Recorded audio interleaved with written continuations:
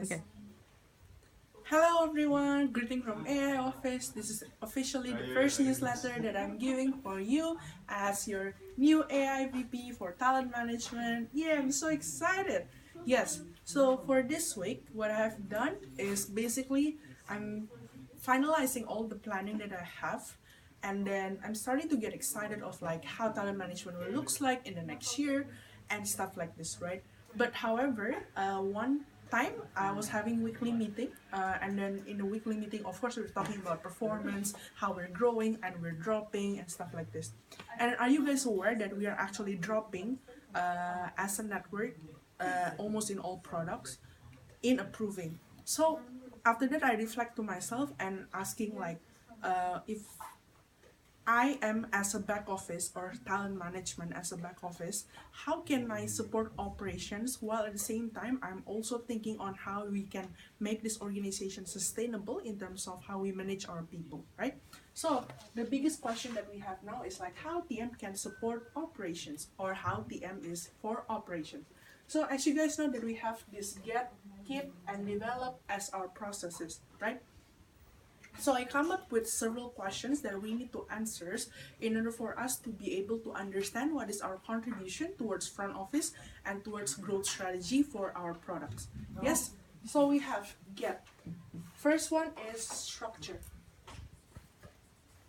The things that I want you guys to understand is every product responsible has their strategy already or have not have their strategy already to grow their product. So the task that I want you guys to have is like maybe you can sit 1.5 hours with your exchangers or with your product responsible, sit down with them and then ask them what is your strategy, and then how can talent management help them to implement the strategy. As with get, keep, develop, this is how you transform all the strategies of product into implementation. For example, you're sitting with your MCVP IGV and you're asking, what is your product growth strategies? Oh, my product growth strategies is A, B, C, D, E. And then you need to have a conversation of first structure. How the structure in the LC should looks like. For example, you want to drive high conversion from realize to complete. How the structure in the LC needs to look like. Or for example, you want to increase your signups from like 5 faculties into 9 faculties. How the structure will looks like in your LCs, right? Second one is profile. In order for you to like providing people, do you need specific profile in your entities in order for you to achieve that goals and execute the strategy? For example, if you want to have more market or faculty to be tapped, then what what profile that you need to recruit? For example, I want to recruit in IT faculties. Then do I need to recruit IT people in order for me to understand the market condition more or not?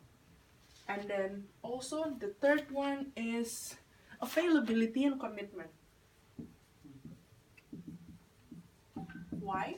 Because usually when we recruit people and then suddenly in the first induction week and after that in the next week, suddenly everyone is gone and then they cannot do operations. As simple as because in the beginning we don't ask for their availability, whether they can do the operations that we expected them to do or not, right?